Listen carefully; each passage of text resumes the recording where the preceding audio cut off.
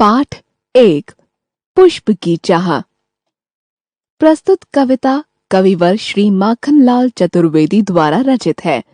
इस कविता में कवि ने मातृभूमि के लिए अपना सब कुछ बलिदान कर देने वाले वीरों व शहीदों के प्रति श्रद्धा एवं सम्मान के भाव को पुष्प की अभिलाषा के माध्यम से व्यक्त किया है। पुष्प देवताओं पर चढ़ने की अपेक्षा वीरों के पथ पर बिछना अधिक पसंद करते हैं। चाह नहीं मैं सुरबाला के गहनों में गूंथा जाऊं, चाह नहीं प्रेमी माला में बिंद प्यारी को ललचाऊं, चाह नहीं सम्राटों के शव पर हे हरि डाला जाऊं, चाह नहीं देवों के सिर चढ़ूं भाग्य पर इठलाऊं। मुझे तोड़ लेना वनमाली, उस पथ पर देना तुम फेंक, मातृभूमि पर शीश चढ़ाने जिस पथ जाएं वीर अनेक। पाठ 2 छूत अछूत। प्रस्तुत पाठ छुआछूत ऊंच नीच की धारणा पर व्यंग्य है। यह पाठ हमें संदेश देता है कि छुआछूत समाज को बांटने वाला जहर है। ऊंच नीच का भाव ढकोसले के अतिरिक्त कुछ नहीं। पूरा समाज एक शरीर की भांति है जिसमें हर अंग का पूरा महत्व है। समाज के किसी एक वर्ग के सहयोग के बिना उसका निर्वाह नहीं हो सकता। साथ ही जिनके मन में ऊंच नीच का भाव नहीं होता, पूरा समाज उन्हें स्नेह और सम्मान देता है। एक थे पंडित जी और एक थी पंडिताइन। वे एक छोटे से गांव में रहते थे। पंडित जी पूरे कट्टरपंथी थे, अपने को सबसे ऊंचा मानते थे। ब्राह्मण कुल में पैदा होने का उनके मन में बड़ा अभिमान था, लेकिन उनकी पत्नी सीधी सादी थीं। उनके मन में ऊंच नीच और छुआछूत का भाव बिल्कुल नहीं था। वे सबके साथ मिलजुल कर रहती थीं। इसी कारण वे गांव में लोकप्रिय भी थीं। ग्रामीण उनका बहुत सम्मान करते थे। पंडिताइन अपने पति के व्यवहार पर मन ही मन दुखी रहती थीं। उन्होंने कई बार पंडित जी को समझाने का प्रयत्न भी किया, लेकिन सब मिट्टी। पंडित जी के मन पर दकियानूसी विचारों का ऐसा गहरा प्रभाव था कि वे कुछ भी समझने को तैयार नहीं थे। एक दिन पंडित जी को प्यास लगी। संयोग से घर में पानी नहीं था। पंडिताइन पड़ोस में से एक लोटा पानी ले आईं। पंडित जी पानी पीकर तृप्त हुए और पूछने लगे, पानी कहाँ से लाई? ऐसा शीतल जल पीकर मन आनंदित हो गया। रामदीन कुम्हार के घर से, पंडिताइन ने उत्तर दिया।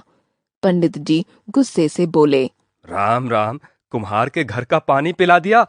मेरी तो जाति भ्रष्ट हो गई। हे भगवान, अब मैं क्या करूं? पंडिताइन अपने पति के व्यवहार पर हैरान परेशान हो रही थीं। उन्हें समझ नहीं आ रहा था कि जिस शीतल जल को पीकर मन आनंदित हो गया हो, उससे जाति कैसे भ्रष्ट हो सकती है। पंडिताइन ने उसी क्षण निश्चय किया कि अपने पति के मन से छूत अछूत ऊंच नीच का भूत निकाल कर रहूंगी। शाम को पंडित जी घर लौटे। हाथ धोते हुए बोले, भोजन परोस तो, बड़े जोरों की भूख लगी है। पंडिताइन ने पंडित जी को 4 रोटियां परोस दीं। इधर उधर ताकते हुए पंडित जी ने पूछा, क्या हुआ, आज कोई सब्जी नहीं बनाई? बनाई तो थी, लेकिन फेंक दी। जिस हांडी में सब्जी पकाई थी वह कुम्हार के हाथों की बनी थी। बड़ी पगली है तू। भला हांडी में भी कहीं छूत होती है, चाहे उसे कुम्हार बनाए या कोई और।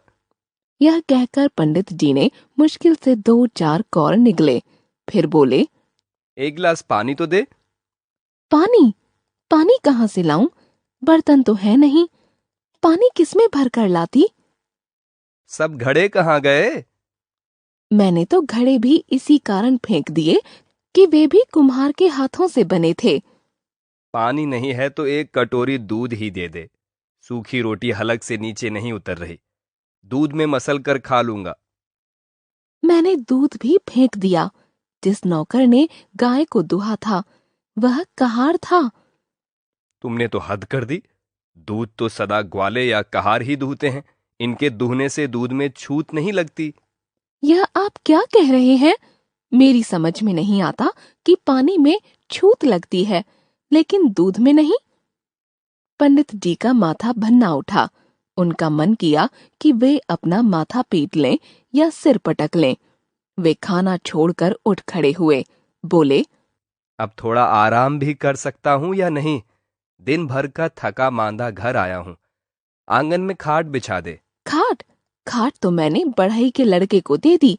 मैंने सोचा कि बढ़ई की बुनी खाट पर आप सोएंगे नहीं, तब नाहक इसे घर में क्यों रखूं?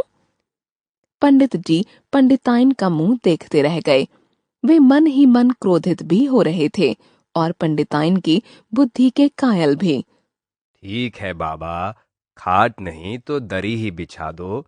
मैं सो तो लूं, बड़ी जोर की नींद आ रही है। दरी और चादर भी कहाँ रही कि बिछा दूं? उन्हें मैंने जला दिया। वे जुलाहे की बुनी हुई थीं। अरे इस घर में कुछ बचा भी है? पंडित जी जोर से चीखे। हाँ, यह घर बचा है, इसे भी जलाना है। यदि न भी जलाना हो तो छोड़ना तो पड़ेगा ही। आखिर इनका निर्माण भी तो राज मजदूरों ने किया है।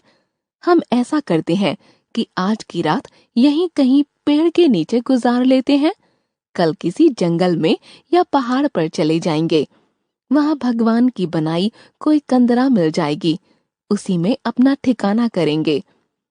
यदि कंदरा न भी मिली तो किसी नदी के किनारे बस जाएंगे। पंडित जी मूर्तिवत खड़े थे। वे कुछ बोलना चाह रहे थे लेकिन उनके मुख से शब्द नहीं निकल रहे थे। कुछ देर बाद वे बोले, मैं अपने आप को श्रेष्ठ और मेहनत करके जीविका कमाने वालों को हीन समझता रहा था। समाज में कोई ऊंचा नीचा नहीं है। कोई भी व्यक्ति वही कार्य करता है जिसमें वह हुनरमंद है। वे अपना कार्य करके जीविका तो चला ही रहे हैं, समाज की सेवा भी कर रहे हैं। पंडिताइन, तुमने मेरी आंखें खोल दी। पंडिताइन के चेहरे पर अनूठी शांति। पाठ 3। दयालु राजा। भारत में कुछ ऐसे दयालु व दानी महापुरुष हुए हैं जिन्होंने अपनी दयालुता, दानशीलता व न्यायप्रियता के लिए अपना सर्वस्व, यहाँ तक कि अपना शरीर भी न्यौछावर किया है। राजा शिवी की दयालुता व न्यायप्रियता ने भारत की गौरव गाथा में उनका नाम अमर कर दिया है। ऐसा माना जाता है कि राजा शिवी राजा राम के पूर्वज थे। वे बड़े दयालु और न्यायप्रिय राजा थे। वे अपने राज्य के पशु पक्षियों के हित का भी ध्यान रखते थे। एक बार राजा शिवी अपने दरबार में बैठे थे। उसी समय एक कबूतर एक बाज से बचने के लिए सुरक्षित जगह ढूंढता हुआ अंदर आया और राजा की गोद में गिर पड़ा। कबूतर ने डर से कांपते हुए मनुष्य की आवाज में कहा, हे राजन, इस बात से मेरी रक्षा कीजिए। यह मुझे अपना भोजन बनाना चाहता है। डर से कांपते हुए उस कबूतर पर राजा ने प्यार से हाथ फेरा। बाज ने मनुष्य की आवाज में कहा, राजन, इस कबूतर को छोड़ दीजिए, यह मेरा भोजन है। राजा दोनों पक्षियों के मुंह से मनुष्य की भाषा सुनकर आश्चर्यचकित हुआ। दोनों की बातें सुनकर राजा इस सोच में पड़ गया कि आखिर किया क्या जाए। यह बिल्कुल सही नहीं होगा कि उसकी शरण में आए उस कबूतर को बाज का भोजन बनने दें। इसलिए राजा ने बाज से कहा, हे बाज, तुम चाहो तो एक बैल जितना मांस ले लो, लेकिन इस कबूतर को छोड़ दो। बाज संतुष्ट नहीं हुआ और बोला, मुझे इस कबूतर के मांस के अलावा और किसी का मांस नहीं चाहिए। यह मुझे भगवान ने दिया है, इसलिए हे राजन, इस कबूतर को मुझे दे दो। राजा ने एक बार फिर कोशिश की। आखिरकार राजा ने कहा, हे बाज, तुम इस कबूतर को छोड़कर किसी का भी मांस ले लो, लेकिन यह कबूतर तुम्हें हरगिज नहीं मिल सकता। तब बाज ने कहा, मुझे यही कबूतर चाहिए। अगर आप इसे नहीं देना चाहते तो मुझे इस कबूतर के वजन के बराबर आपके शरीर का मांस चाहिए। राजा सहमत हो गया और फिर एक तराजू में कबूतर को बैठा दिया गया और दूसरे पलड़े पर राजा ने अपने शरीर का मांस काट कर रखा। उन्होंने पाया कि कबूतर का पलड़ा भारी है, तो उन्होंने और मांस काट कर पलड़े में रखा, लेकिन तब भी कबूतर का पलड़ा भारी था। राजा और मांस डालता गया, लेकिन पलड़े के वजन में कोई अंतर न आया। आखिर में राजा ने अपना सारा शरीर पलड़े पर रख दिया। तभी बाज अंतर्धान हो गया। राजा ने आश्चर्य से कबूतर से पूछा, कृपया मुझे बताइए कि आप दोनों कौन हैं? तब कबूतर ने राजा को बताया, हे राजन, वह बाज इंद्र थे, मैं अग्नि हूं। हमने आपकी दयालुता और न्यायप्रियता की परीक्षा लेने के लिए यह रूप धारण किया था। आप इस परीक्षा में सफल हुए। इतना कहकर कबूतर भी अंतर्धान हो गया। राजा शिवी के सभी घाव तुरंत भर गए। वे पुनः अपने सुंदर रूप में आ गए। पाठ 4। समय का मूल्य। समय बहुत मूल्यवान है। बीता समय कभी लौट कर नहीं आता, इसलिए हमें अपने सभी कार्य समय पर करने चाहिए। प्रस्तुत कविता समय के महत्व पर ही आधारित है। चला गया जो समय लौट कर कभी नहीं फिर आता, सदा समय को खोने वाला कर मल पछताता। जिसने इसे न माना उसको इसने भी ठुकराया, लाख यत्न करने पर भी हाथ न उसके आया। हो जाता है एक घड़ी के लिए जन्म भर रोना। समय बहुत ही मूल्यवान है, व्यर्थ कभी मत खोना। धन खो जाता श्रम करने से फिर मनुष्य है पाता। स्वास्थ्य बिगड़ जाने पर उपचारों से है बन जाता। विद्या खो जाती फिर भी पढ़ने से है आ जाती। लेकिन खो जाने से मिलती नहीं समय की थाती। जीवन भर भटको छानो दुनिया का कोना कोना। समय बहुत ही मूल्यवान है, व्यर्थ कभी मत खोना। रहती थी बापू की कटी में हरदम घड़ी लटकती। उन्हें एक क्षण की बर्बादी थी अत्यधिक खटकती। बच्चों तुम भी उसी भांति पल पल से लाभ उठाओ। व्यर्थ न जाए कभी एक क्षण ऐसा नियम बनाओ। गांठ बांध लो नहीं पड़ेगा कभी तुम्हें दुख ढोना। समय बहुत ही मूल्यवान है, व्यर्थ कभी मत खोना। पाठ 5। दिल्ली। दिल्ली भारत की राजधानी और गौरव है।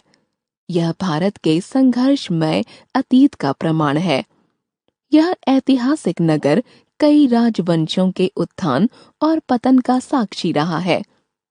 यही कारण है कि इतिहास में रुचि रखने वाले लोगों के लिए यह नगर पर्यटन का प्रमुख केंद्र है।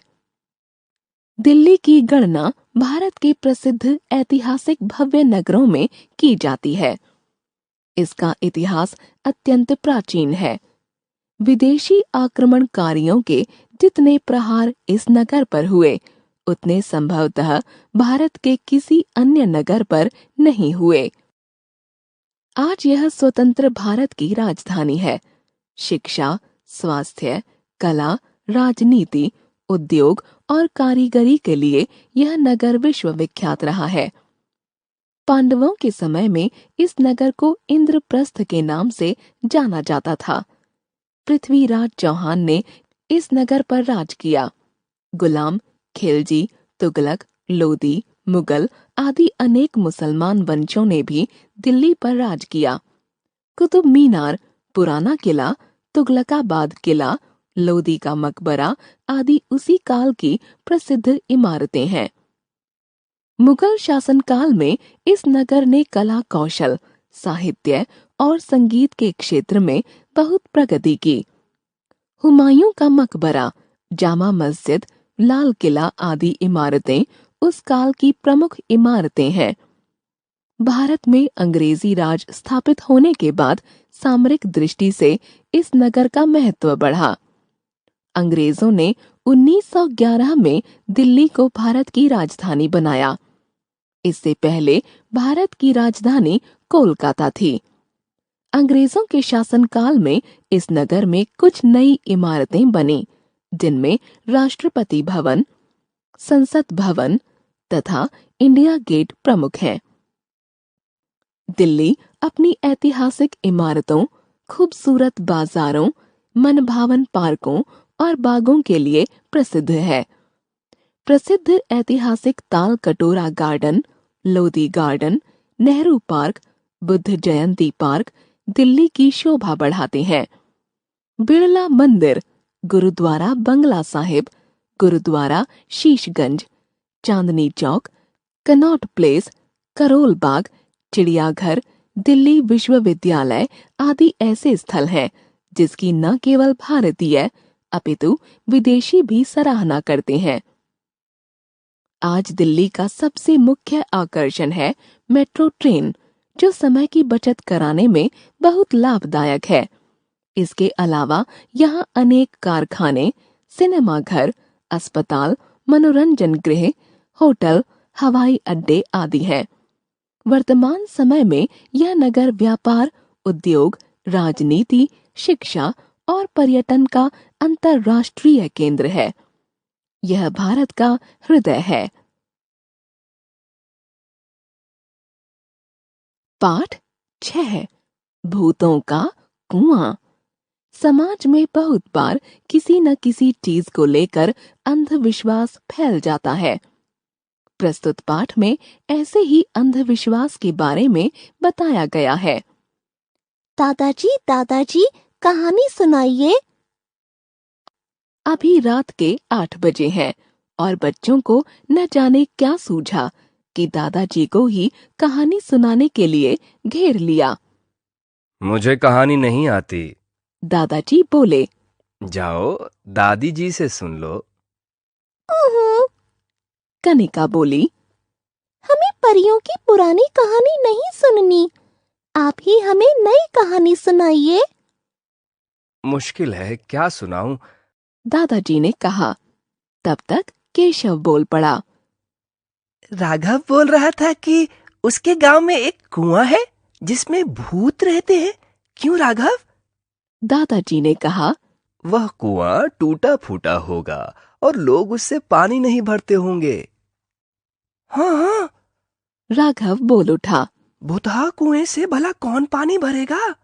उसके चारों ओर झाड़ियां हैं और आसपास हड्डियां भी बिखरी हुई हैं। फिर बोला। माँ कहती है जो पानी भरने जाता है उसे भूत मारकर कुएं में डाल देते हैं। बाप रे बाप! राघव डर के मारे कांप उठा। दादाजी बोले। उस कुएं में भूत वूत कुछ भी नहीं है, केवल अंधविश्वास ही लोगों को डरा रहा है। अंधविश्वास? रवीना ने पूछा। कैसा अंधविश्वास? अच्छा, तो पहले यह बताओ, हम सांस की क्रिया में क्या करते हैं? दादाजी ने बच्चों से पूछा। मैं बताऊं? केशव बोला। हम सांस के द्वारा हवा से ऑक्सीजन गैस को फेफड़ों के अंदर ले जाते हैं और फेफड़ों की कार्बन डाइऑक्साइड गैस को बाहर हवा में फेंक देते हैं। बिल्कुल ठीक। सभी जीवधारी, चाहे वे मनुष्य हों, जानवर हों, कीड़े मकोड़े हों, सांस की क्रिया में यही करते हैं। वे ऑक्सीजन लेते हैं और कार्बन डाइऑक्साइड छोड़ते हैं। दादाजी ने बच्चों को बताया। फिर पूछा। यदि हमें सांस लेने के लिए हवा में कार्बन डाइऑक्साइड ही मिले तो हम जी सकेंगे या नहीं? कनिका बोली। मर जाएंगे। ऑक्सीजन तो प्राणवायु है, वह नहीं रहेगी तो हम जिएंगे कैसे? ठीक। दादाजी ने बताया। कार्बन डाइऑक्साइड जहरीली या नशीली गैस नहीं है, किंतु वह पोषक गैस भी नहीं है। अब बोलो, हवा भारी है या कार्बन डाइऑक्साइड गैस? दादाजी ने पूछा। बच्चे मौन रहे। सभी एक दूसरे का मुंह ताकने लगे। तब दादाजी ने बताया। कार्बन डाइऑक्साइड गैस हवा से कुछ भारी होती है। देखो, कुआं धंस जाने, पानी के गंदा हो जाने या अन्य गड़बड़ी हो जाने के कारण लोग कुएं का इस्तेमाल करना बंद कर देते हैं। ऐसे कुएं की पेंदी में कार्बन डाइऑक्साइड गैस बैठ जाती है। जब कोई जीव जंतु या प्राणी ऐसे कुएं में गिर जाता है तो ऑक्सीजन के अभाव में उसकी मौत हो जाती है। धीरे धीरे ऐसे कुएं में जीव जंतुओं के अस्थि पंजर का ढेर लग जाता है, जो लोगों में भय का कारण बन जाता है। केशव बोला। तो चालू कुएं में कार्बन डाइऑक्साइड गैस क्यों नहीं बैठती? दादाजी ने बताया। बाल्टियों के नीचे ऊपर जाने आने के कारण कुएं की हवा लगातार उलटती पुलटती रहती है। इससे हवा की गैस में असंतुलन पैदा नहीं हो पाता। तो क्या हम ऐसे कुओं का फिर उपयोग नहीं कर सकते? राघव ने जानना चाहा। हाँ, क्यों नहीं? उस कुएं की पूरी सफाई करा देनी चाहिए। आसपास की झाड़ियों को कटवा देना चाहिए, कुएं की मरम्मत करवा देनी चाहिए तथा कुएं के ऊपर से ही अंदर के सारे कूड़े करकट और गंदे जल को बाहर निकलवा देना चाहिए। किंतु दादाजी बोलते बोलते रुक गए। किंतु क्या? रवीना ने पूछा। कुएं के अंदर उतरने के पहले तक एक जलती हुई लालटेन उसमें लटकानी चाहिए। लालटेन यदि जलती रहे तो समझना चाहिए कि अब कुएं में कार्बन डाइऑक्साइड नहीं है और ऑक्सीजन प्रचुर मात्रा में है। दादाजी ने बताया। लालटेन कैसे बताती है? इस बार रवीना ने पूछा। देखो, दादाजी ने आगे बताया।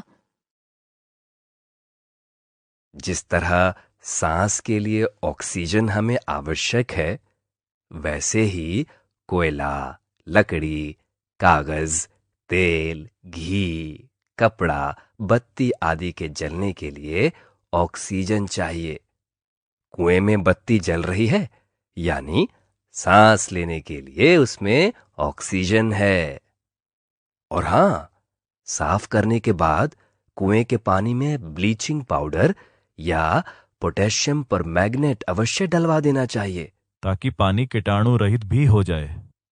इतना कहकर दादाजी बच्चों की ओर देखने लगे।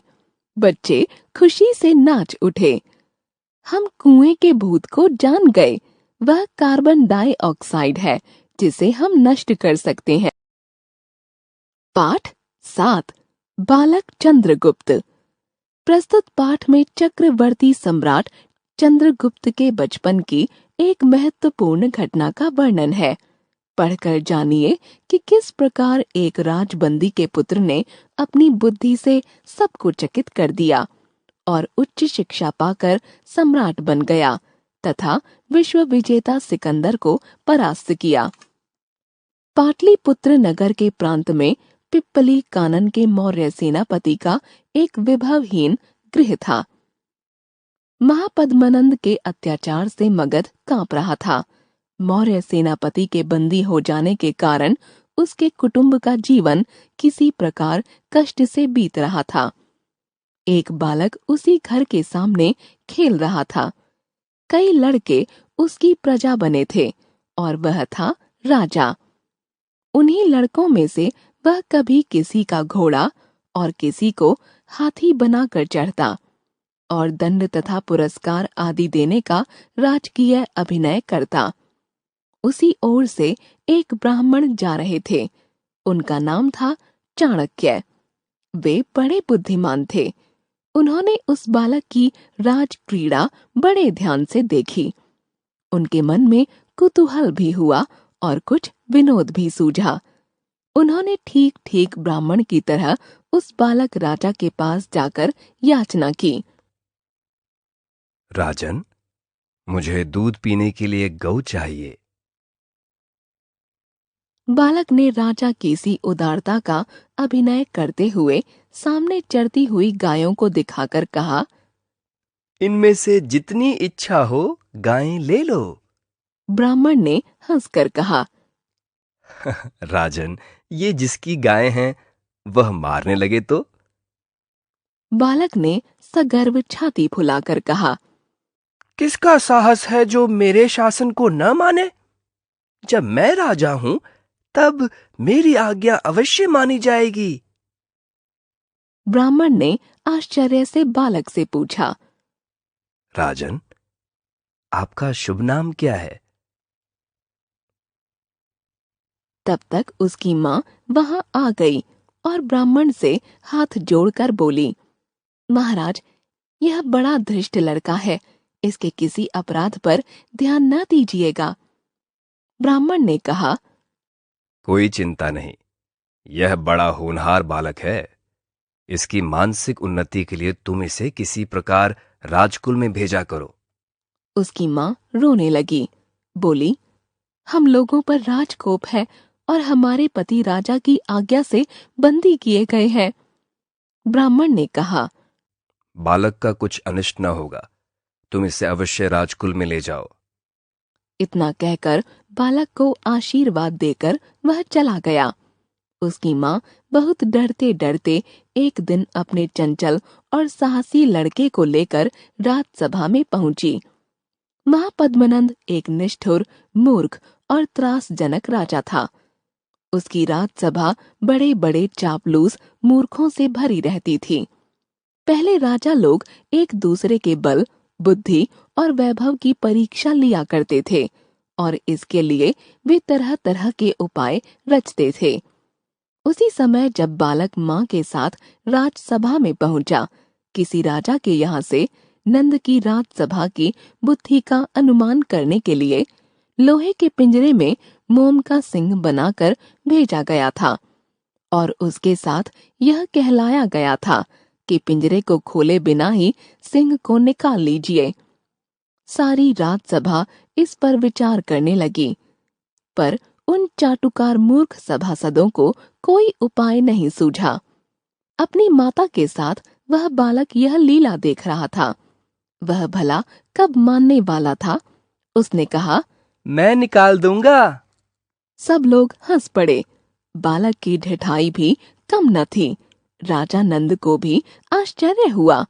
नंद ने पूछा, यह कौन है? मालूम हुआ कि राजबंदी मौर्य सेनापति का लड़का है। फिर क्या था, नंद की मूर्खता की अग्नि में एक और आहुति पड़ी। क्रुद्ध होकर बोला, यदि इसे न निकाल सकेगा तो तू भी इस पिंजरे में बंद कर दिया जाएगा। उसकी माता ने सोचा कि यह विपत्ति भी कहाँ से आई, परंतु बालक निर्भीकता से आगे बढ़ा और पिंजरे के पास जाकर उसको भली भांति देखा। फिर लोहे की शलाकाओं को गर्म करके उस सिंह को पिघलाकर पिंजरे को खाली कर दिया। सब लोग चकित रह गए। राजा ने पूछा, तुम्हारा नाम क्या है? उसने कहा, चंद्रगुप्त। फिर राजा ने प्रसन्न होकर उसे तक्षशिला के विश्वविद्यालय में पढ़ने के लिए भेजा। आगे चलकर यही बालक उसी ब्राह्मण चाणक्य की सहायता से चक्रवर्ती सम्राट चंद्रगुप्त मौर्य हुआ, जो ईसा के 321 वर्ष पहले मगध में पाटलिपुत्र के राज सिंहासन पर बैठा और अपने बाहुबल से जिसने सिकंदर जैसे विश्व विजेता को भी पराजित कर दिया। पाठ 8। मत बांटो इंसान को। इस कविता के माध्यम से कवि मानव को संकीर्ण सोच से उठकर प्रेम से रहने का संदेश दे रहे हैं। प्रकृति ने हमें एक पृथ्वी प्रदान की थी। मानव ने अपनी संकीर्ण सोच और स्वार्थ से पृथ्वी का बंटवारा देशों के रूप में और मानव का बंटवारा हिंदू, मुस्लिम, सिख, ईसाई आदि के रूप में कर दिया। मंदिर, मस्जिद, गिरजा घर ने बांट लिया भगवान को। धरती बांटी, सागर बांटा, मत बांटो इंसान को। अभी राह तो शुरू हुई है, मंजिल बैठी दूर है। उजियाला महलों में बंदी, हर दीपक मजबूर है। मिला न सूरज का संदेशा, हर घाटी मैदान को। धरती बांटी, सागर बांटा, मत बांटो इंसान को।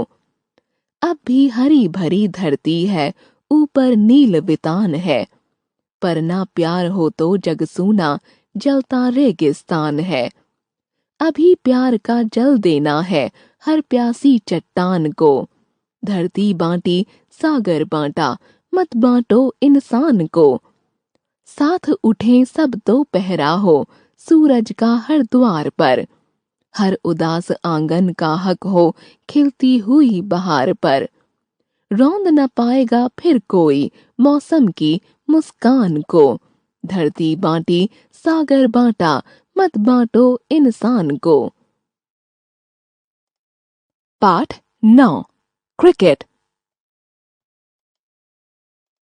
खेलना हमारे लिए अत्यंत आवश्यक है, क्योंकि खेल मनुष्य को स्वास्थ्य तथा स्फूर्ति प्रदान करते हैं। यही कारण है कि खेल हमारे जीवन का महत्वपूर्ण अंग बन गए हैं। ऐसे में यह भी जरूरी है कि हमें खेल के विषय में आवश्यक नियम व अन्य जानकारियां प्राप्त हों। प्रस्तुत पाठ में क्रिकेट के खेल के बारे में जानकारियां दी गई हैं। क्रिकेट दुनिया का एक अत्यंत लोकप्रिय खेल है। संसार के जिन देशों में क्रिकेट खेला जाता है, उनमें भारत एक प्रमुख देश है।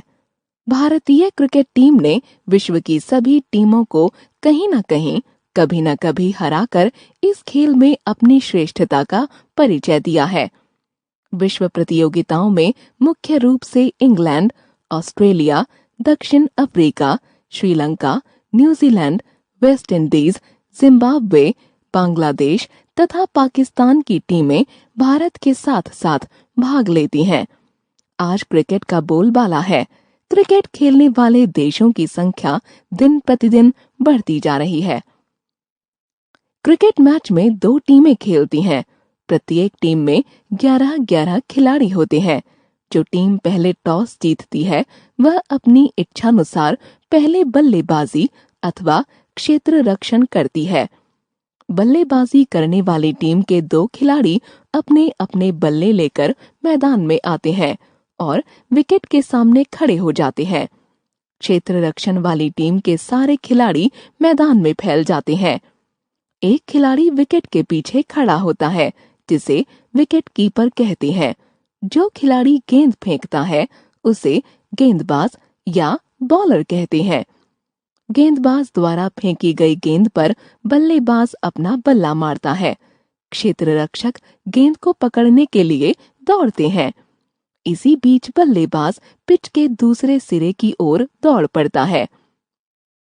दूसरे सिरे पर पहुंचते ही उसे 1 रन मिलता है, किंतु यदि वह बीच में ही हो और क्षेत्र रक्षक गेंद को उठाकर विकेट पर मार दे, तो वह रन आउट हो जाता है। फिर उसकी जगह दूसरा खिलाड़ी आ जाता है। यदि बल्लेबाज द्वारा मारी गई गेंद लुढ़कती हुई सीमा रेखा को छू जाती है या उसके बाहर चली जाती है, तो बल्लेबाज को 4 रन मिलते हैं। इसे चौका कहते हैं। कभी कभी बल्लेबाज द्वारा मारी गई गेंद सीमा रेखा के बाहर ऊपर ऊपर जाकर गिरती है। ऐसी स्थिति में खिलाड़ी के पक्ष में 6 रन जाते हैं।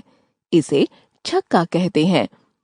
यदि गेंद बल्ले से लगकर उछल जाए और जमीन पर गिरने से पूर्व ही उसे कोई क्षेत्र रक्षक लपक ले, तो बल्लेबाज कैच आउट हो जाता है। यदि बल्लेबाज का पैर स्टंप के सामने रखा हो और गेंद घुटने से नीचे लगे तो वह आउट हो जाता है। इसे लेग बिफोर विकेट कहते हैं। यदि गेंद स्टंप पर सीधे जाकर टकराए और स्टंप के ऊपर रखी गिल्लियां गिर जाएं, तो भी खिलाड़ी आउट हो जाता है। इसे क्लीन बोल्ड कहते हैं। कभी कभी बल्लेबाज शॉट मारने के लिए आगे निकल जाता है।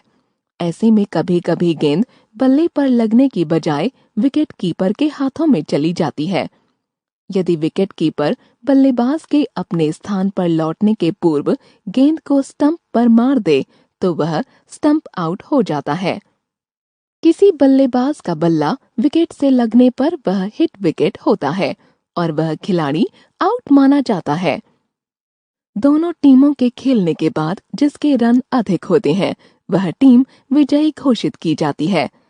यह खेल 2020 वनडे तथा टेस्ट मैच के रूप में खेला जाता है। आजकल 2020 मैच की धूम है। इसमें 20 ओवरों का मैच होता है। प्रत्येक ओवर में 6 गेंदें फेंकी जाती हैं। खेलों द्वारा जाति और देश की सीमाओं के बंधन को तोड़कर मनुष्य एक दूसरे के नजदीक आते हैं। खेल मनुष्य को स्फूर्ति और प्रफुल्लता प्रदान करते हैं। पाठ 10 लाला लाजपत राय। भारत माता के ऐसे अनेक सपूत हुए हैं जिन्होंने व्यक्तिगत स्वार्थ को भूलकर राष्ट्रहित को महत्व दिया और न सिर्फ महत्व दिया बल्कि मातृभूमि की राह में अपना सर्वस्व न्यौछावर कर दिया। प्रस्तुत पाठ में ऐसे ही एक देशभक्त लाला लाजपत राय का उल्लेख किया गया है। मेरे शरीर पर पड़ी एक एक लाठी अंग्रेजी हुकूमत के कफन में अंतिम कील साबित होगी। यह भविष्यवाणी कर स्वदेश के लिए अपने प्राण न्यौछावर कर स्वदेश की युवा पीढ़ी में नई स्फूर्ति व शक्ति का संचार करने वाले महान स्वतंत्रता सेनानी और पंजाब केसरी लाला लाजपत राय का जन्म 28 जनवरी 1866 को पंजाब के जगराव के समीप स्थित ढूडी गांव में हुआ।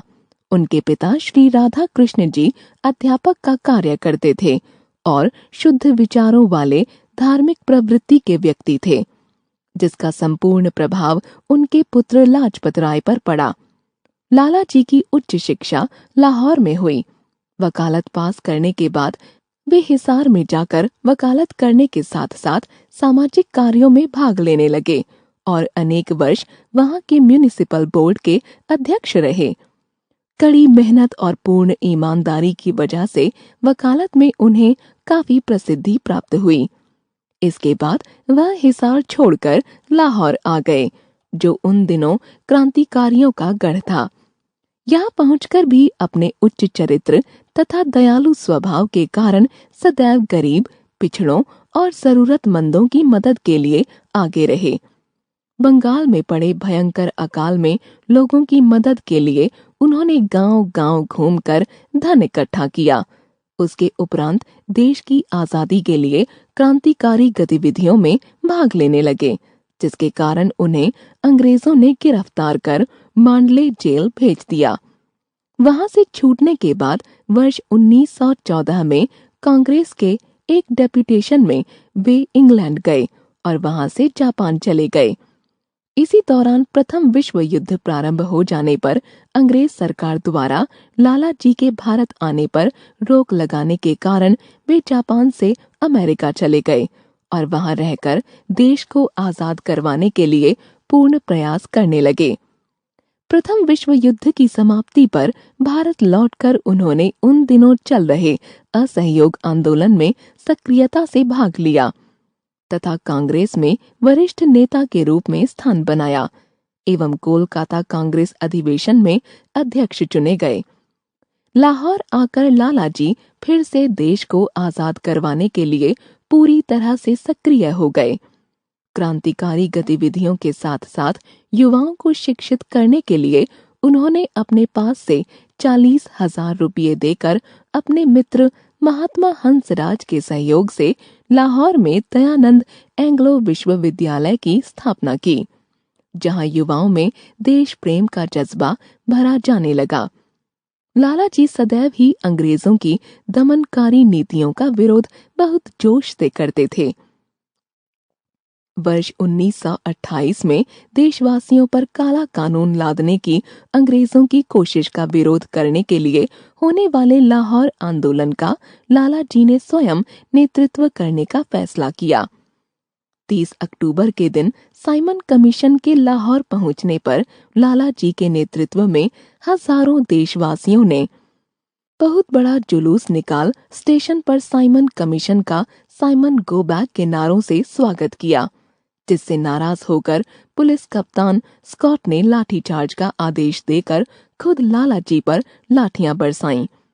इस लाठीचार्ज में वह पूरी तरह से जख्मी हो गए और आखिर 17 नवंबर 1928 के दिन देश की आजादी के लिए लड़ने वाले इस शूरवीर ने स्वतंत्रता संग्राम रूपी हवन यज्ञ में अपने प्राणों की आहुति दे दी।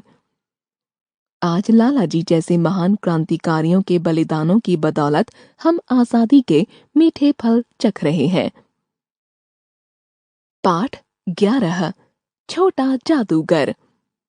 प्रस्तुत पाठ के लेखक बहुमुखी प्रतिभा के धनी श्री जयशंकर प्रसाद हैं।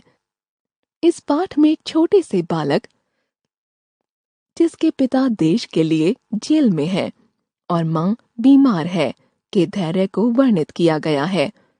विपरीत परिस्थितियों में भी एक छोटा बच्चा अपनी मां की जीविका जुटाने के प्रयत्न में लगा रहता है। लेखक के मन में बालक व उसकी मां जो जीवन और मृत्यु से जूझ रही है के प्रति सहज ही दया व सहानुभूति उत्पन्न हो जाती है। कार्निवाल के मैदान में बिजली जगमगा रही थी। हंसी और विनोद की आवाजें गूंज रही थीं। मैं खड़ा था उस छोटे फुहारे के पास जहां एक लड़का चुपचाप शरबत पीने वालों को देख रहा था। उसके गले में फटे कुर्ते के ऊपर से एक मोटी सी सूत की रस्सी पड़ी थी और जेब में कुछ ताश के पत्ते थे। उसके मुंह पर गंभीर विषाद के साथ धैर्य की रेखा थी। मैं उसकी ओर न जाने क्यों आकर्षित हुआ। मैंने सब देखा है। यहाँ चूड़ी फेंकते हैं, खिलौने पर निशाना लगाते हैं, तीर से नंबर छेदते हैं। मुझे तो खिलौनों पर निशाना लगाना अच्छे से आता है। जादूगर तो बिल्कुल निकम्मा है। उससे अच्छा तो ताश का खेल मैं ही दिखा सकता हूँ। उसने बड़े विश्वास से कहा। उसकी वाणी में कहीं भी बनावट न थी। मैंने पूछा, और उस पर्दे के पीछे क्या है? वहां तुम गए थे? नहीं, वहां मैं नहीं जा सकता, टिकट लगता है। मैंने कहा। मैं तुम्हें वहां ले चलता हूँ। उसने कहा। वहां जाकर क्या कीजिएगा? चलिए निशाना लगाया जाए। मैंने उससे सहमत होकर कहा। तो चलो पहले शरबत पी लिया जाए। उसने स्वीकृति में सिर हिला दिया। राह में मैंने उससे पूछा, तुम्हारे घर में कौन कौन है? माँ और बाबूजी। बाबूजी देश की खातिर जेल में है और माँ बीमार है। लोगों को तमाशा दिखाकर मैं माँ की सेवा करता हूँ और अपना पेट भी भरता हूँ।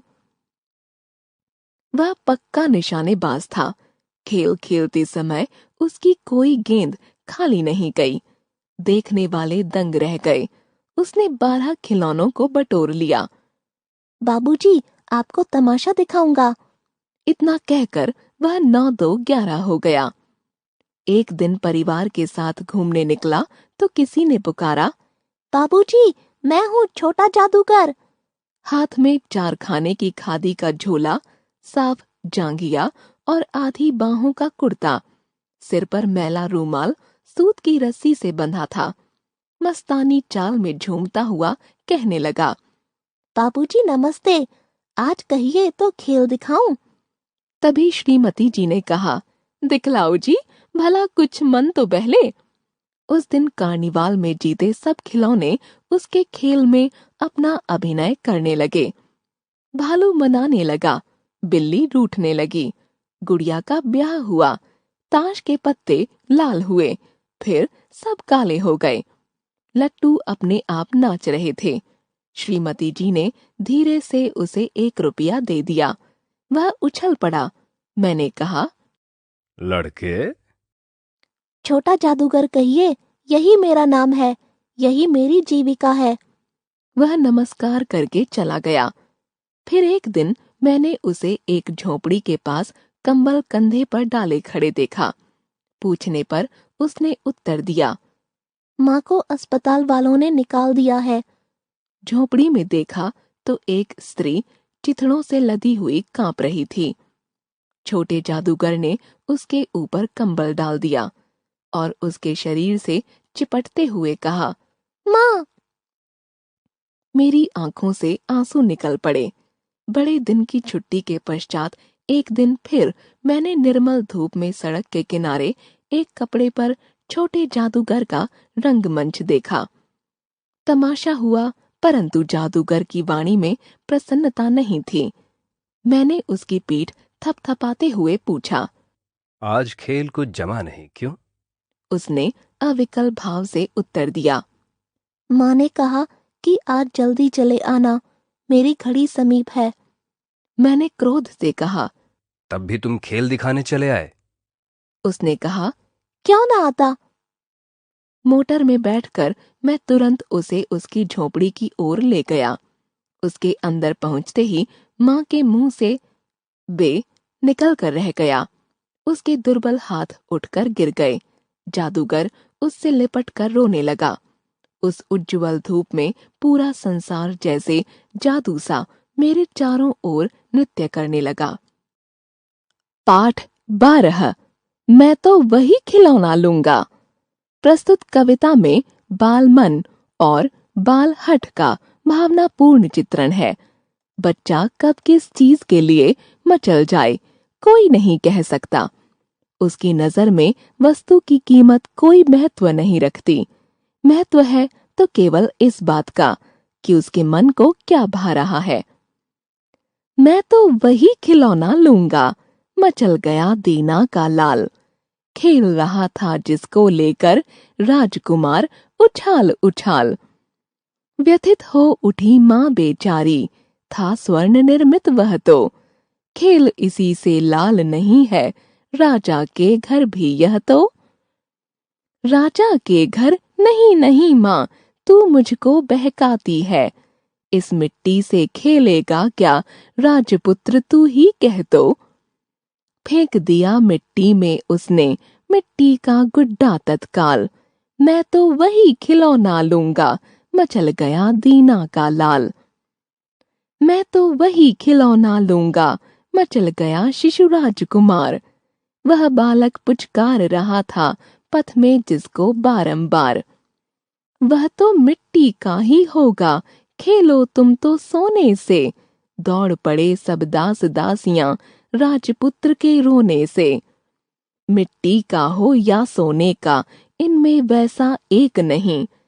खेल रहा था उछल उछल कर वह तो उसी खिलौने से। राजहठी ने फेंक दिए सब अपने रजत हेम उपहार। लूंगा वही वही लूंगा मैं, मचल गया वह राजकुमार। पाठ 13। Madam Curie. प्रस्तुत पाठ नोबेल पुरस्कार प्राप्त क्यूरी दंपत्ति के लिए समर्पित है। यह पाठ हमें अपने कार्य में अनवरत बढ़ते रहने की प्रेरणा देता है। क्यूरी दंपत्ति की लगन व निष्ठा निश्चय ही अनुकरणीय है। एक बार एक बालिका ने अपने पिताजी से पूछा, पिताजी, वैज्ञानिक क्या करते हैं? पिताजी ने बताया, वे नए नए प्रयोग करते हैं और नई नई चीजें खोजते हैं। मैं भी वैज्ञानिक बनूंगी पिताजी। बालिका के स्वर में पूर्ण आत्मविश्वास था। जानते हो वह बालिका कौन थी? वह थी मारिया स्क्लोडावस्का, जो बाद में मैडम क्यूरी के नाम से विख्यात हुई। इनको प्यार से मारी भी बुलाते थे। मारिया का जन्म पोलैंड के वारसॉ नगर में 1867 में हुआ था। मारिया का बचपन तो अच्छा बीता, पर जब वह बड़ी हुई तो उसके पिता के पास इतना धन नहीं था कि वे उसे उच्च शिक्षा दिला सकें। उसकी एक बड़ी बहन थी ब्रोनिया। ब्रोनिया डॉक्टर बनना चाहती थी, इसलिए दोनों ने एक योजना बनाई। मारिया कहीं नौकरी करके पैसा कमाएगी, जिससे उसकी बहन पेरिस में रहकर मेडिकल साइंस का अध्ययन कर सकेगी। बाद में ब्रोनिया काम करेगी और वह मारिया के आगे पढ़ने के लिए पैसे का प्रबंध करेगी। अपने इस संकल्प को पूरा करने के लिए मारिया बच्चों की देखभाल का काम करने लगी। इस प्रकार उसने अपनी बहन की पढ़ाई के लिए पर्याप्त धन एकत्र किया और उसे आगे पढ़ाने का प्रबंध भी किया। इसके बाद जब बहन डॉक्टर बन गई तो मारिया विज्ञान की उच्च शिक्षा के लिए पेरिस चली गई। मारिया का जीवन बहुत सादगी भरा था। अपनी पढ़ाई के लिए कभी कभी उसे भूखा भी रहना पड़ता था। पढ़ाई के खर्च के लिए मारिया को कुछ न कुछ काम भी करना पड़ता था, पर मारिया यह सब खुशी खुशी किया करती थी। मारिया की रुचि प्रारंभ से ही गणित और भौतिक विज्ञान में थी, इसलिए उसने पेरिस में इन्हीं विषयों का गहरा अध्ययन किया। पेरिस में मारिया प्रोफेसर पियर क्यूरी के संपर्क में आई। प्रोफेसर क्यूरी की भी विज्ञान में बहुत रुचि थी। वे बहुत परिश्रमी और अध्ययनशील व्यक्ति थे। प्रोफेसर क्यूरी मारिया की बुद्धिमत्ता से बहुत प्रभावित थे। कुछ समय बाद उन्होंने मारिया से विवाह भी कर लिया। क्यूरी दंपति विभिन्न प्रकार के खनिज पदार्थों को लाते और उनसे तरह तरह के प्रयोग करते। एक दिन मारिया की दृष्टि प्रयोगशाला के एक बर्तन से आती हुई एक रोशनी पर पड़ी। वह खुशी से चिल्लाई, पियर, उस रोशनी को देखो। शायद बर्तन में कोई ऐसा खनिज पदार्थ है जो रोशनी देता है। मारिया बोली, तब तो उस पदार्थ में अद्भुत शक्ति होगी। दोनों उस अद्भुत पदार्थ की खोज में जुट गए। आखिर एक दिन उनकी मेहनत रंग लाई। उन्होंने 2 नए पदार्थों को खोज निकाला था। मारिया ने एक का नाम अपने देश पोलैंड के नाम पर पोलोनियम तथा दूसरे का नाम रेडियम रखा। उनकी इस खोज के लिए क्यूरी दंपति को सन 1903 का भौतिकी का नोबेल पुरस्कार दिया गया। 1906 में एक सड़क दुर्घटना में प्रोफेसर पियर क्यूरी का देहांत हो गया, परंतु मारिया अपने पति के छात्रों को पढ़ाती रहीं और अपना शोध कार्य भी पूरा करती रहीं। इसके लिए उन्हें सन 1911 में दूसरी बार नोबेल पुरस्कार दिया गया। उन्होंने इस बार रेडियम कणों का भार माप कर दिखाया था। इसके बाद वे पेरिस के रेडियम संस्थान की अध्यक्ष बनी और उन्होंने अपने पति की याद में क्यूरी संस्थान की स्थापना की। परंतु रेडियम के निरंतर अध्ययन का प्रतिकूल प्रभाव उनके स्वास्थ्य पर पड़ रहा था। परिणामतः 4 जुलाई 1934 को उनका देहांत हो गया। मैडम क्यूरी पहली महिला वैज्ञानिक थीं, जिन्हें 2 बार नोबेल पुरस्कार दिया गया। वास्तव में यह संपूर्ण विश्व के लिए गौरव की बात है। पाठ 14 भारतीय पर्व। भारत त्योहारों का देश है। यहाँ हर दिन कोई न कोई त्योहार होता है। प्रस्तुत पाठ में भारत के प्रमुख त्योहारों तथा उनसे जुड़ी लोक कथाओं का वर्णन किया गया है। हमारा देश भारतवर्ष एक विशाल देश है। इसमें विविधता में एकता समाहित है। हमारे देश में विभिन्न धर्मों को मानने वाले लोग रहते हैं। सभी के अपने अपने अलग अलग पर्व एवं त्योहार हैं। सभी लोग इन पर्वों को मिलजुल कर मनाते हैं। भारतवर्ष में कई पर्व ऐसे हैं जो महापुरुषों के जन्मदिन के रूप में मनाए जाते हैं। इन महापुरुषों ने हमें जो मार्ग दिखाया, उससे हमें प्रेरणा मिलती है। 2 अक्टूबर को राष्ट्रपिता महात्मा गांधी का जन्मदिन गांधी जयंती के रूप में देश भर में मनाया जाता है। 15 अगस्त को हम स्वतंत्रता दिवस और 26 जनवरी को गणतंत्र दिवस के रूप में मनाते हैं। इन्हें सारे देश में हर्षोल्लास के साथ मनाया जाता है। इन पर्वों को हम राष्ट्रीय पर्व कहते हैं। धार्मिक पर्वों में राम नवमी पर्व भगवान रामचंद्र जी के जन्मदिन के रूप में तथा जन्माष्टमी पर्व श्री कृष्ण के जन्मदिन के रूप में हर्षोल्लास से मनाया जाता है। मुहम्मद साहब का जन्मदिन मिलाद-उन-नबी के रूप में मनाया जाता है। बुद्ध पूर्णिमा महात्मा बुद्ध का जन्म दिवस है। इसी प्रकार जैन धर्म के तीर्थंकर महावीर स्वामी जी का जन्म दिवस महावीर जयंती के रूप में हर्षोल्लास से मनाया जाता है। नानक जयंती का पर्व गुरु नानक देव जी की याद में मनाया जाता है। इसे गुरु पर्व कहा जाता है। 25 दिसंबर को ईसा मसीह का जन्मदिन क्रिसमस के रूप में मनाया जाता है। इन सभी धर्मों के महापुरुषों ने सेवा, त्याग और प्रेम का संदेश दिया। अब आता है नव वर्ष। प्रत्येक वर्ष हम 1 जनवरी नव वर्ष के रूप में मनाते हैं। भारतीय पंचांग के अनुसार नव वर्ष 1 जनवरी को नहीं मनाया जाता। हर प्रदेश और हर समुदाय के लोग इसे अलग अलग दिन अपने अपने तरीके से मनाते हैं। चैत्र मास के शुक्ल पक्ष के प्रथम दिन आंध्र प्रदेश, कर्नाटक और तमिलनाडु में उगादि पर्व के रूप में नव वर्ष मनाया जाता है। महाराष्ट्र में उस दिन गुड़ी पड़वा मनाया जाता है। पंजाब के लोग बैसाखी को नव वर्ष के रूप में मनाते हैं। असम के लोग अपने पंचांग के पहले दिन को बिहू पर्व के रूप में मनाते हैं। नवरोज पारसियों का नव वर्ष पर्व है। हमारे देश में प्रकृति के प्रति बहुत सम्मान है। हमारे कई पर्व प्रकृति से संबंधित हैं। इनमें से प्रमुख पर्व है मकर संक्रांति। यह पर्व प्रतिवर्ष 14 जनवरी को उत्तर भारत में उत्साह पूर्वक मनाया जाता है। तमिलनाडु में इसे पोंगल के रूप में मनाते हैं। कहते हैं कि भीष्म पितामह ने इसी दिन अपने शरीर का त्याग किया था। इसी दिन किसान अपने पशुओं की विशेष पूजा करते हैं। केरल में इसे ओणम के रूप में मनाते हैं। ओणम के साथ राजा बलि और वामन अवतार की कथा जुड़ी हुई है।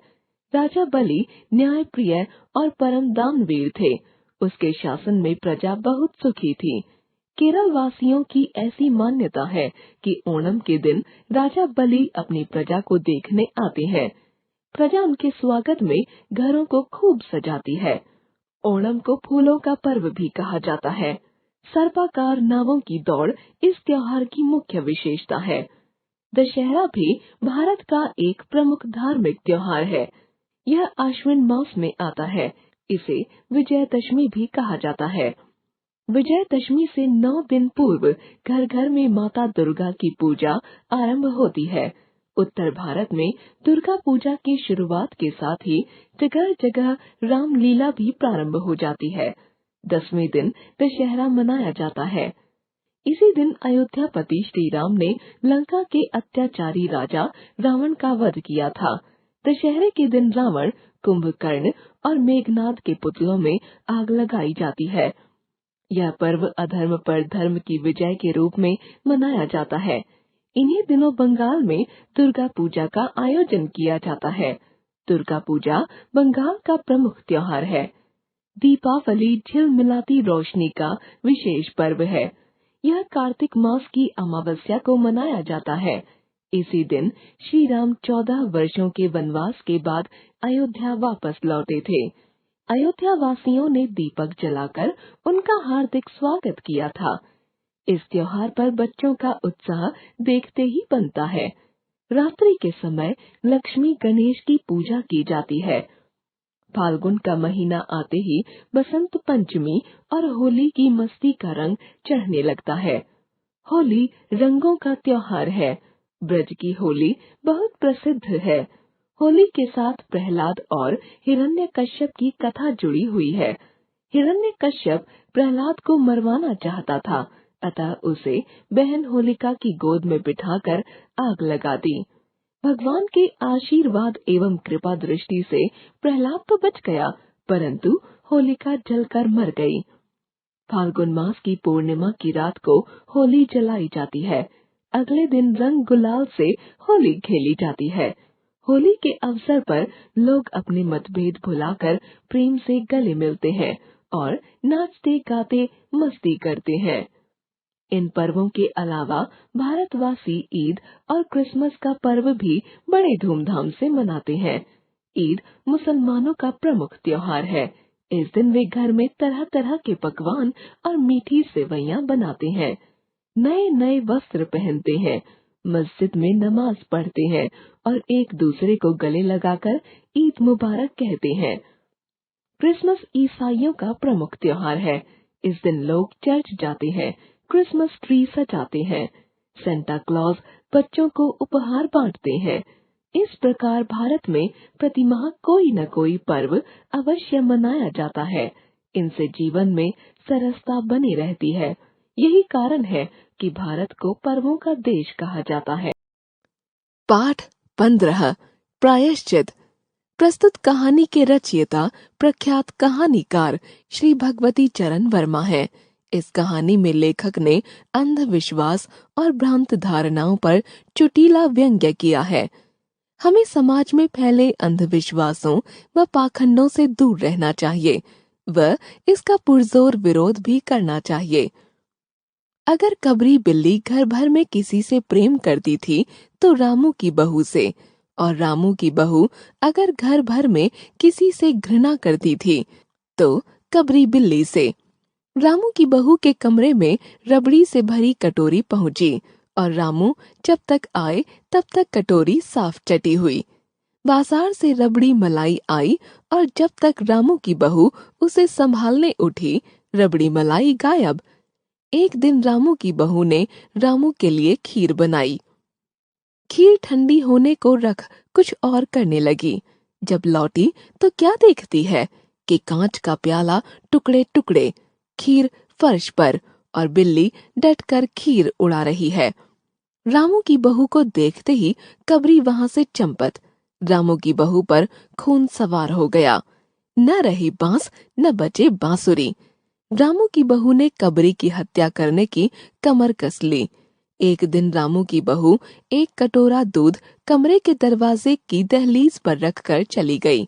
हाथ में पाटा लेकर लौटी तो देखती है कि कबरी दूध पर जुटी हुई है। मौका हाथ में आ गया। सारा बल लगाकर पाटा उसने बिल्ली पर पटक दिया। कबरी न हिली न डुली, न चौंकी न चिल्लाई, बस एकदम उलट गई। आवाज सुनकर सभी घटना स्थल पर उपस्थित हो गए। मेहरी बोली, अरे राम, बिल्ली तो मर गई। माँ जी, बहू से बिल्ली की हत्या हो गई है। यह तो बहुत बुरा हुआ। मिसरानी बोली, माँ जी, बिल्ली की हत्या और आदमी की हत्या बराबर है। सास जी बोली, अब जब तक बहू के सिर से हत्या न उतर जाए तब तक न कोई पानी पी सकता है न खाना खा सकता है। बहू, यह क्या कर डाला। मेहरी को भेजकर पंडित जी को बुलवाया गया। पंडित परम सुख चौबे छोटे से मोटे से आदमी थे। लंबाई 4 फुट 10 इंच और तोंद का घेरा 58 इंच। चेहरा गोल मटोल, मूछें बड़ी बड़ी, रंग गोरा, चोटी कंधे तक लटकी हुई। चारों तरफ प्रश्नों की बौछार और रामू की बहू सिर झुकाए बैठी थी। पंडित परम सुख ने गंभीर स्वर में कहा, हरे कृष्ण, बड़ा बुरा हुआ। इस पाप के लिए तो सीधे नरक का विधान है। रामू की माँ की आंखों में आंसू आ गए। बोली, तो फिर पंडित जी अब क्या होगा, आप ही बतलाएं। पंडित परम सुख मुस्कराए। रामू की माँ, चिंता की कौन सी बात है। हम पुरोहित फिर कौन दिन के लिए हैं। शास्त्रों में प्रायश्चित का विधान है, सो प्रायश्चित से सब कुछ ठीक हो जाएगा। सोने की एक बिल्ली बनवाकर बहू से दान करवा दीजिए। कम से कम 21 तोले की बिल्ली बनवानी होगी। जब तक बिल्ली ना दी जाएगी तब तक तो घर अपवित्र रहेगा। बिल्ली देने के बाद 21 दिन का पाठ हो जाए और बाकी आपकी अपनी श्रद्धा। रामू की माँ ने आंखें फाड़कर पंडित परम सुख को देखा। अरे बाप रे, 21 तोले सोना। पंडित जी, यह तो बहुत है। तोले भर की बिल्ली से काम न चलेगा। मोल तोल शुरू हुआ और मामला 11 तोले सोने की बिल्ली पर ठीक हो गया। पंडित जी ने कहा, दान के लिए 10 मन गेहूं, 1 मन चावल, 1 मन दाल, मन भर तेल, 5 मन जौ, 5 मन चना, 4 पसेरी घी और मन भर नमक लगेगा। आगे आपकी श्रद्धा। अरे बाप रे, इतना सामान! पंडित जी, इसमें तो 100-150 रुपया खर्च हो जाएगा। रामू की माँ ने कहा। पंडित जी बोले, यह तो प्रायश्चित है, कोई हंसी खेल थोड़े ही है। आप लोग ऐसे वैसे थोड़े हैं। 100-150 रुपया आप लोगों के हाथ का मैल है। उन्होंने आगे कहा। फिर जरा बिगड़ते हुए बोले, रामू की माँ, एक तरफ तो बहू के लिए कुंभी पाक नरक है और दूसरी तरफ तुम्हारे जिम्मे थोड़ा सा खर्च है, सो उससे मुंह ना मोड़ो। अगर तुम्हें अखरता हो तो ना करो। इतना कहकर पंडित जी ने पोथी पत्रा बटोरा। रामू की माँ ने पंडित जी के पैर पकड़े और पंडित जी ने अब जाकर आसन जमाया। 21 दिन के पाठ के 21 रुपए और 21 दिन तक दोनों वक्त 5-5 ब्राह्मणों को भोजन करवाना पड़ेगा। कुछ रुककर पंडित परम सुख ने कहा, इसकी चिंता ना करो, मैं अकेले दोनों समय भोजन कर लूंगा और मेरे अकेले के भोजन से 5 ब्राह्मणों के भोजन का फल मिल जाएगा। अच्छा, तो प्रायश्चित का प्रबंध करवाओ। रामू की माँ, 11 तोले सोना निकालो, मैं उसकी बिल्ली बनवा लाऊं। 2 घंटे में बनवा कर लौटूंगा। तब तक पूजा का सब प्रबंध कर रखना। और देखो, पूजा के लिए। पंडित जी की बात अभी खत्म भी नहीं हुई थी कि मेहरी हांफती हुई कमरे में आई। सभी चौंक उठे। रामू की माँ ने घबरा कर कहा, अरे अब क्या हुआ री? मेहरी ने लड़खड़ाते हुए स्वर में कहा, माँ जी, बिल्ली तो उठकर भाग गई। मेहरी का यह कहना था कि पंडित परम सुख को तो मानो सांप सूंघ गया। हरे राम करते करते पोथी पत्रा समेटकर वे भी बिल्ली की तरह भाग लिए। पाठ 16 जिंदगी कैसे चलेगी। प्रस्तुत कविता में वृक्षों के महत्व का वर्णन किया गया है। साथ ही वृक्षों को न काटने का संदेश भी दिया गया है। पेड़ सहकर धूप खुद, देते सभी को छाह अपने, मदद करने को बढ़ाते डालियों सी बाह अपने, सींचते धरती हमारे बादलों को भी बुलाते, जल बरसता खेत उपवन वन सभी है लहलहाते, खींचते रहते निरंतर ये हवा गंदी हमारी, है हमें मिलती इन्हीं से प्राण वायु विशुद्ध सारी, जाए उनको काटते ही तो मिलेगी छाह कैसे, मदद करने को बढ़ेगी डालियों सी बाह कैसे, सांस लेने के लिए फिर प्राण वायु कहाँ मिलेगी, प्राण वायु नहीं मिली तो जिंदगी कैसे चलेगी।